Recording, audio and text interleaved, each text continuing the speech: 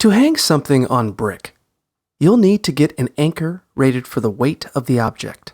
For instance, to hang a picture frame that weighs 7 pounds, 3.2 kilograms, get an anchor rated for weights of up to 10 pounds, 4.5 kilograms.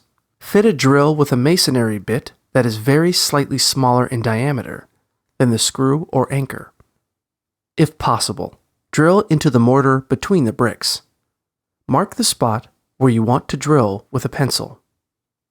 For larger objects, you may need to drill multiple holes. Hold the drill at a right angle to the wall and drive it in slowly. Make your hole slightly deeper than the length of the screw or anchor. Reverse the direction of the drill bit to clear debris from the hole as you pull it out. Use a screwdriver attachment on your drill to drive your anchor, screw, or hook into the hole. Finish tightening the screws with a manual screwdriver, then hang your item.